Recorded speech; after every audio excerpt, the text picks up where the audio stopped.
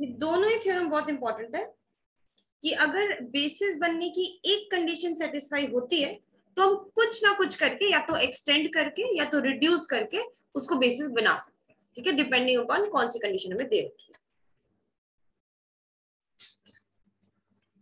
तो ये था, इसका प्रूफ आप करेंगे श्योरिटी, श्योर से श्योर, ठीक है। एक ये वाला और जो जो हमने पीछे किया हुआ, एक बनता है एक्स और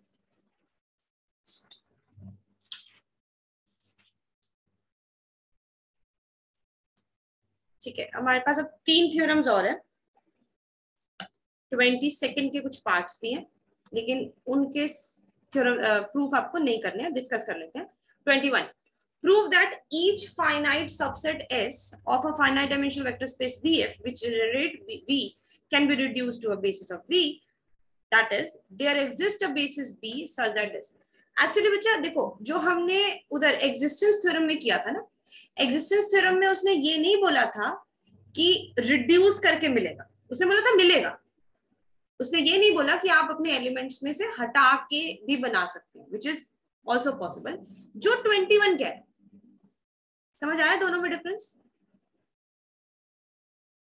बताओ। तो फिर और किससे बनाएंगे दीदी अगर हटा के नहीं बनाएंगे? 1 0 0 नहीं 1 0 1 1 और 2 3, इसमें पहली कंडीशन हो रही है सेटिस्फाई, लीनियर स्पैन तो बन ही रहा है, लीनियर स्पैन तो बन ही रहा है ना R2। तो एग्जिस्टेंस थ्योरम ये कहती है कि अगर आपका S से पूरा का पूरा R2 जनरेट हो रहा है तो एक एग्जिस्ट करेगा। ये लो, ये रहा बेसिस, इसका कोई लेना देना नहीं है इससे। रजित 2 एलिमेंट्स चाहिए ना मुझे, बस लीनियरली इंडिपेंडेंट, समझ रहे हो? हाँ, अगर रिड्यूस करके बनाना है, अगर S से रिड्यूस करके बनाना है, S की हेल्प लेनी है, तो उसमें बन जाएगा 1 0 और 1 1, 2 3 को हटा दो, बेसिस बन गया। समझ आया?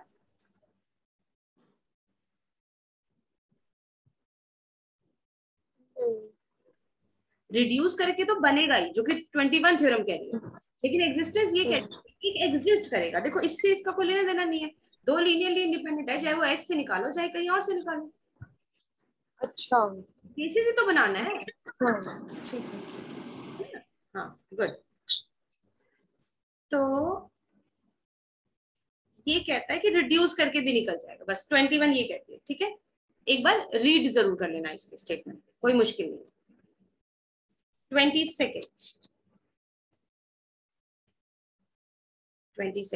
इसका यूजुअली मैं थोड़ा सा इंट्यूटिव तरीके से बताती हूँ, तो वैसे ही हम लोग डिस्कस करते हैं। स्टेटमेंट आप अगेन इसका सिर्फ रीड ही करना है, कर लेना।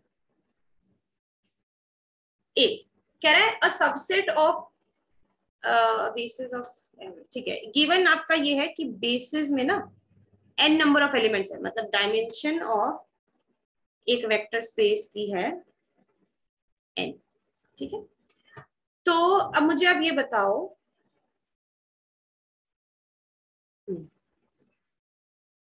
एक ना W है जो सबसेट है V का। याद है मैंने आपको कुछ वो बताया था, वो लीनियर स्पैन की कुछ प्रॉपर्टीज थी हम लोगों ने की थी, उसका सर्कल वगैरह कुछ बना के ऐसे किया था, याद है? हाँ जी, है ना, वैसे ही सही है हम्म, रिजल्ट्स भी, बहुत इंट्यूटिवली दिखते हैं रिजल्ट्स।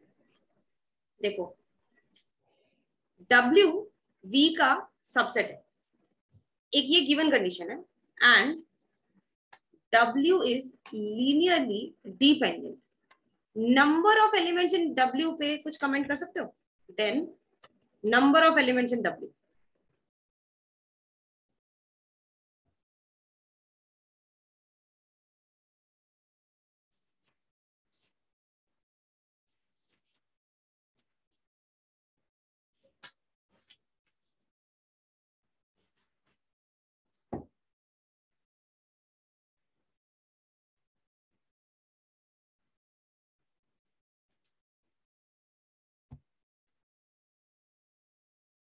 ये कोई आंसर नहीं हुआ अमन।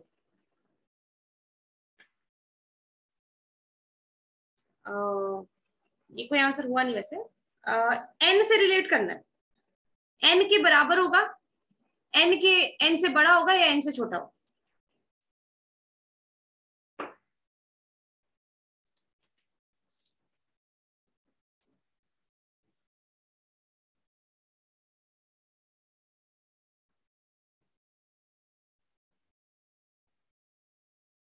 दिमाग में कुछ एग्जाम्पल चलाओ ना। R2 का 2 नंबर ऑफ एलिमेंट्स होते हैं, सॉरी डायमेंशन उसकी 2 होती है।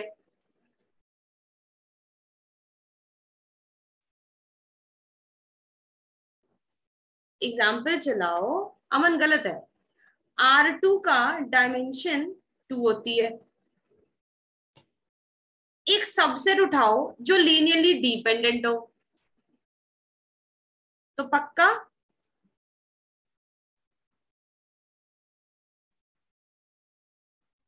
इक्वल होगा। पक्का R2 में मैं 2 एलिमेंट्स उठा लूं 1 0 और 0 1, ये लीनियरली डिपेंडेंट है।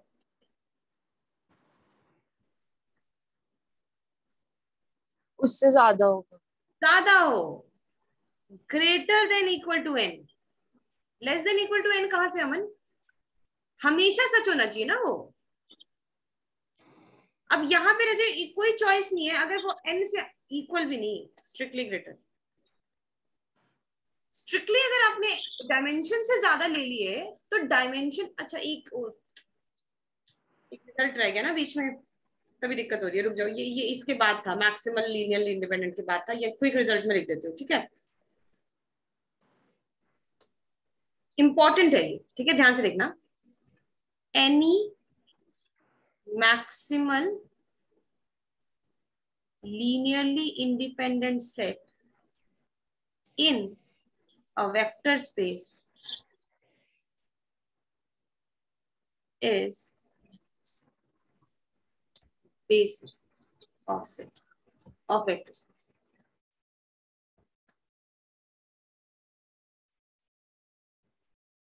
ये रजे आपका ना थ्योरम 19 है। वही मैं सोचू कि मैक्सिमम लीनियरली इंडिपेंडेंट कराया था, उसका एक छूट गया था। थ्योरम 19 है। क्या कहना चाह रहे हैं कि लीनियरली इंडिपेंडेंट सेट तो आपने उठा लिया, ठीक है, मैक्सिमल वाला उठाओ, पक्का बेसिस होगा। मतलब लीनियरली इंडिपेंडेंट सेट अगर मैक्सिमल हुआ तो अपना आप लीनियर स्पैन बना देगा ना। ये थ्योरम तो यही कह रही है, इसका तो यही मतलब हुआ। Less than mod of W कह रहा था। अच्छा अच्छा, उल्टा साइन कह रहा, ठीक है। मॉड नहीं है, नंबर ऑफ एलिमेंट्स, चलो कोई। हाँ जी, इस ये थ्योरम बताओ, यस और नो, समझ आई? हाँ जी। खुद देखो, ये भी तो लीनियरली इंडिपेंडेंट सेट है, इसको तो नहीं कह सकती बेसिस। ये भी लीनियरली इंडिपेंडेंट है, इसको कह सकती हूँ क्योंकि ये मैक्सिमल है, तो ये बेसिस है। कोई भी मैक्सिमल लीनियरली इंडिपेंडेंट लो सेट लो, वही बेसिस होता है। मतलब मैक्सिमल ने ये कह दिया कि वो लीनियर स्पैन होता है। अब आओ यहाँ पे, अब करो इसको।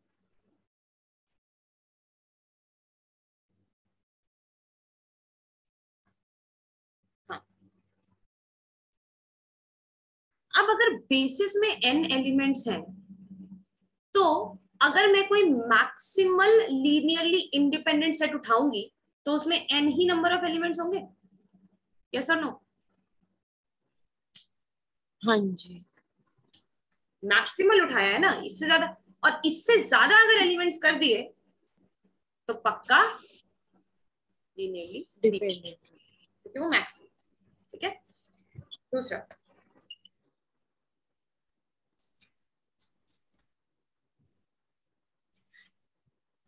एक W है V में और ये लीनियरली इंडिपेंडेंट है, देन बताओ साइन मुझे यहां चाहिए, यहाँ n है, इसमें चाहिए ग्रेटर देन या लेस देन।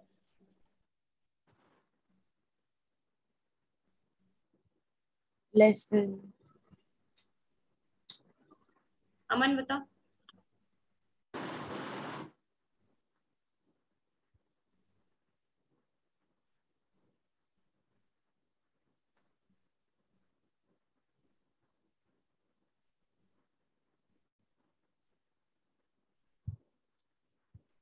पता नहीं चल रहा, क्यों नहीं पता चल रहा? वैसे दोबारा देखो, कृतिका जरा रीजनिंग करो, क्यों लेस देन आएगा?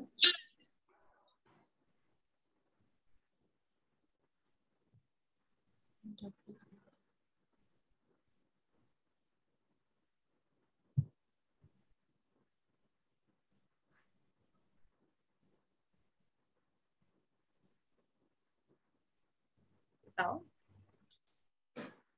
एक सेकेंड। जो भी लग रहा है बोलो, मैं क्योंकि थोड़ी हेल्प करते हैं, सुनो। मैक्सिमल लीनियरली इंडिपेंडेंट सेट में n एलिमेंट्स है, मैक्सिमल। n+1 में तो पक्का लीनियरली डिपेंडेंट हो जाएगा, तो w इससे बड़ा तो हो नहीं सकता, क्योंकि अगर n से बड़ा हो गया तो पक्का लीनियरली डिपेंडेंट हो जाएगा, और उसने दिया हुआ है कि लीनियरली इंडिपेंडेंट, तो ये नहीं होगा, तो यही होगा ना। हाँ, मतलब मुझे बताना नहीं आ रहा था। कोई बात नहीं, कोई बात नहीं, लग गया ना पता। अमन बताओ, हाँ। लग गया पता?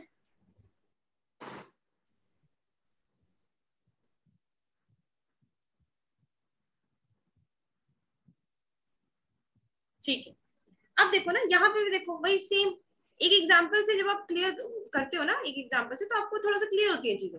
यहाँ क्या लिखा हुआ है रजय? यहाँ लिखा हुआ है ना कि ये मैक्सिमम लीनियरली इंडिपेंडेंट सेट है। अब इससे बड़ा करने पे तो डिपेंडेंट पे ही जाएंगे, तो इससे छोटा तो कर सकते हैं।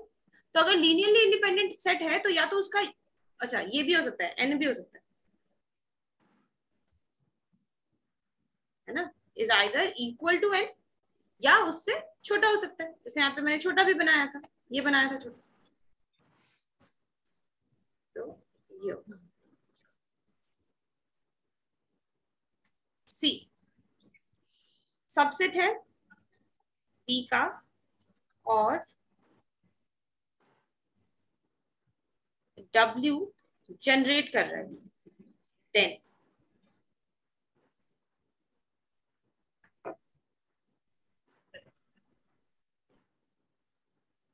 इक्वल होंगे इसमें। इक्वल रजे नहीं हो सकता ना, कभी नहीं हो सकता। मतलब इक्वल का मतलब आप समझ रहे हो? इक्वल का मतलब हमेशा इक्वल। कोई अच्छा। पॉसिबिलिटी ऐसे भी तो हो सकती है कि कम या ज्यादा हो, तो ऐसा बताओ कि हाँ या तो ये या तो ये। अब ऐसे नहीं या तो इक्वल या तो लेस देन या तो ग्रेटर देन, एक में तो पक्का ही कॉन्ट्रडिक्शन है कि ये तो हो ही नहीं सकता। तो या तो ये लेस देन इक्वल टू है या तो greater than, sorry greater than equal to है या तो लेस देन इक्वल टू है। सोच के बताओ।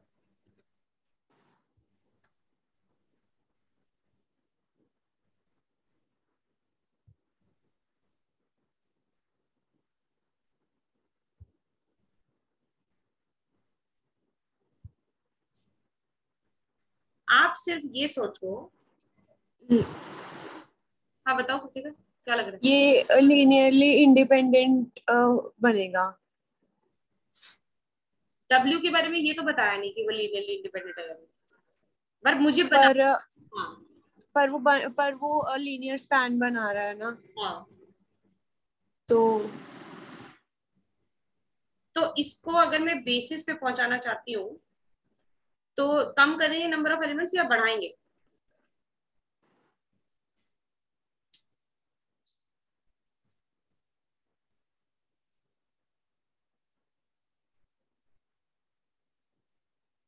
कम करेंगे, कम करेंगे। कम करेंगे, कम करेंगे, इसका ये मतलब हुआ कि अभी उसमें ज्यादा है, इसका मतलब इसमें नंबर ऑफ एलिमेंट्स ज्यादा है अभी जितना उसका डायमेंशन है। हाँ। ठीक है, क्योंकि वही एग्जांपल देखो, R2 में मैंने ये सेट लिया था 1 0 0 1 1 1। क्या ये पूरा का पूरा R2 स्पैन नहीं कर देगा?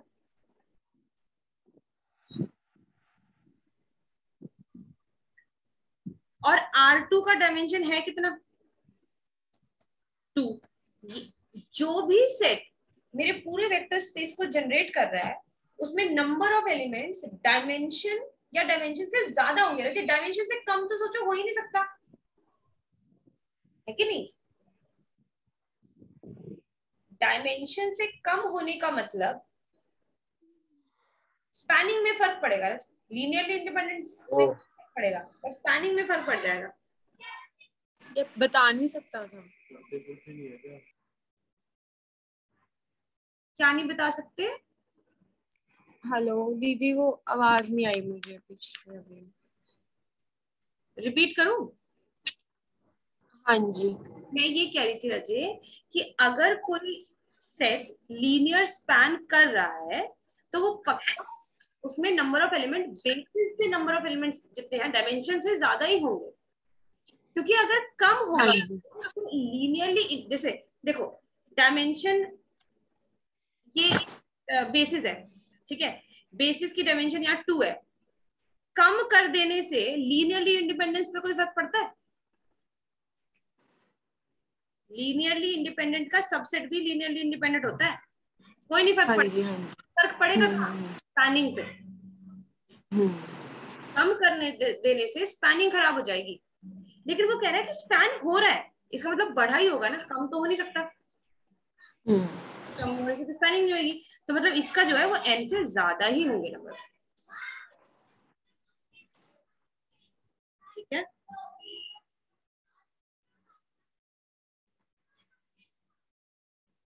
लास्ट है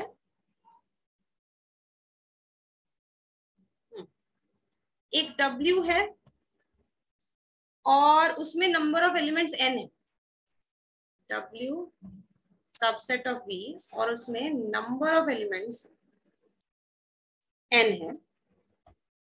also W is basis of V। Then चलो ये मैं बता ही देती हूँ। तो इसको ऐसे बोल सकते हैं अजय कि इसको ऐसे लिखते हैं, इसको ऐसे लिखते हैं कि then W is basis if and only if linear span of W is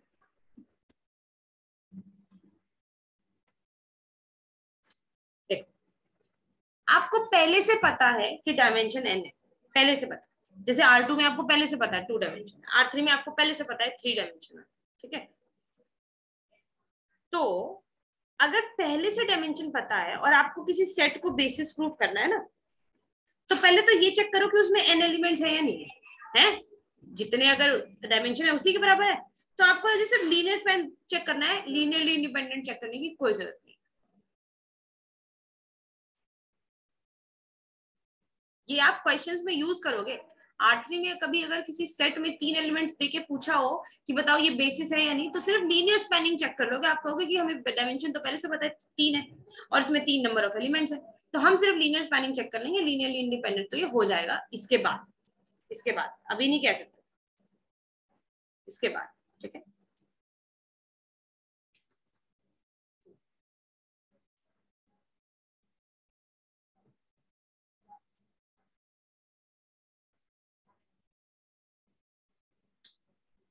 एक होता है अजय एक्लॉन फॉर्म मैट्रिक्स का, एक होता है एक्लॉन फॉर्म मैट्रिक्स का, एक होता है रो रिड्यूस्ड एक्लॉन फॉर्म, एक्लॉन मैट्रिक्स। स्पेलिंग है देखिए,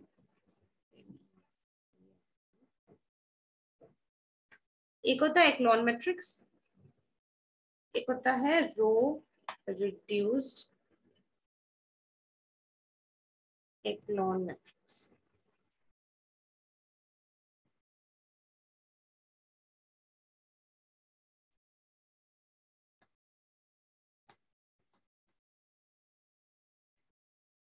आप मुझे रिड्यूस करके दिखाओगे एक्लॉन मैट्रिक्स में और रो रिड्यूस एक्लॉन मैट्रिक्स में, इससे आप बच नहीं सकते। एक तो क्योंकि क्वेश्चन अजय अभी एक पूरा चैप्टर सिर्फ मैट्रिसेस का है, उसमें हमें सिर्फ यही करना है, ठीक है? तो जितनी जल्दी यूज टू हो जाओ इस तरीके से अच्छा होगा। इसमें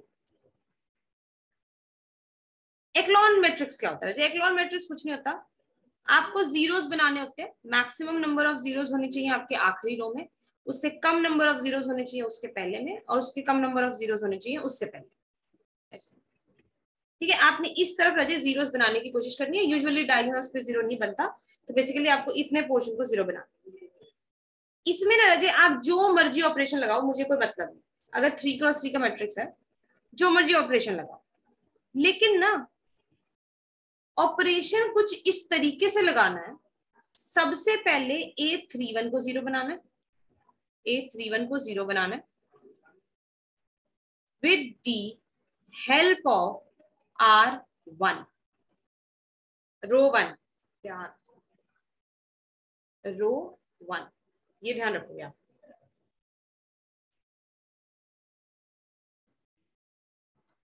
फर्स्ट रो की हेल्प से आप A31 को जीरो बनाओगे। ठीक है, जैसे हम करते हैं ना, R3 पे ऑपरेशन लगाया, R3 माइनस 2 टाइम्स R2, ये नहीं करना, यहाँ हमेशा R1 रखना। और एक और बात रजे, R3 से कुछ मल्टीप्लाई नहीं करना, ये अभी नहीं प्रॉब्लम देगा, लॉन्ग टर्म में ये हम लोग जब न्यूमेरिकल एनालिसिस में पढ़ेंगे तो यहाँ पे बहुत प्रॉब्लम होने वाली है। अच्छा, न्यूमेरिकल एनालिसिस के लिए मैं बता देती हूँ, न्यूमेरिकल एनालिसिस शुरू होने से पहले आपके पास साइंटिफिक कैलकुलेटर होना चाहिए। साइंटिफिक कैलकुलेटर उस एग्जाम में अलाउड होता है, तो प्लीज ऐसा ना हो कि मैं यहाँ पे करा रही हूँ और आपके पास कैलकुलेटर ना हो, कैलकुलेटर होना चाहिए। ठीक है, क्वेश्चन करने से पहले। ठीक है, तो उसमें यहाँ पे दिक्कत पड़ेगी, तो इसकी आदत नहीं डालनी है आपने। यहाँ कोई वेरिएबल मुझे मल्टीप्लाई नहीं होता हुआ नजर आना चाहिए। R3 पे लगा दिया 2R3 माइनस 4R1, ये नहीं, गलत, यहाँ पे कुछ मल्टीप्लाई नहीं होना चाहिए। ठीक है, तो ऑपरेशन लगा के पहले आप A31 को जीरो बनाओगे, दूसरा A21 को जीरो बनाओगे, again with the help of row 1, तीसरा और आखिरी R32 को जीरो बनाओगे with the help of row 2। बिल्कुल इसी स्टेप में चलना है, कुछ उल्टा पुल्टा करोगे फिर दिक्कत हो जाएगी, बन नहीं पाएगा वो। ठीक है, रो रिड्यूस की इतनी जरूरत नहीं, रहने दो, ये जब आएगा तो देखो, इसको रहने दो, सिर्फ ऊपर वाला है। ठीक है,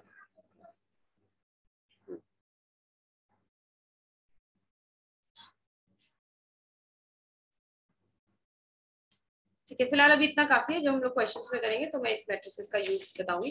अगेन मुझे अब आपके पास एक और दिन है, बेसिस एंड डायमेंशन की जितनी थ्योरी है और जितना क्वेश्चंस है, 24 क्वेश्चंस हो गए और ये थ्योरी खत्म हो गई।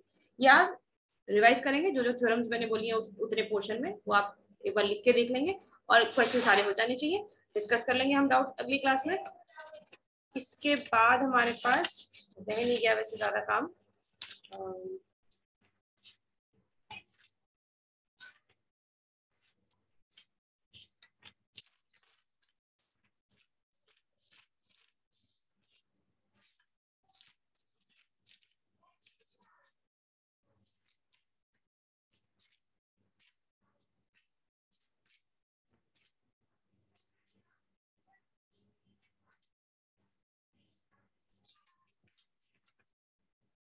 ठीक है। उसके बाद रजे अभी तक हमने ना बेसिस पे ही बात कर रहे हैं, कब बेसिस होगा कब नहीं होगा, लीनियरली इंडिपेंडेंट को बढ़ा के बेसिस बन जाएगा, लीनियर स्पैन है तो छोटा करके बेसिस बन जाएगा। डायमेंशन की बात अभी ज्यादा की नहीं है हमने। अगली एक्सरसाइज है डायमेंशन की, और खत्म। एक टॉपिक रहता है सिर्फ dimension of a vector space या सब स्पेस। ठीक है, तो डायमेंशन हम लोग करेंगे, आप इसको खत्म कल मिलते हैं। ठीक है दीदी, इसमें ये जो एक्लॉन फॉर्म है, इसके क्वेश्चन प्रैक्टिस करने हैं। इसके क्वेश्चंस रजे मैं बता देती हूँ, मैं खुद दे देती हूँ, 2-4 रुक जाओ और बस वही कर लेना। आप ना, मैं चाह रही हूँ कि आप कोई भी मैट्रिक्स ले लेना और आप उसका एक्लॉन फॉर्म बना के एक बार देख लेना। जैसे यहाँ पे इन्होंने एग्जांपल दे रखा है, पेज नंबर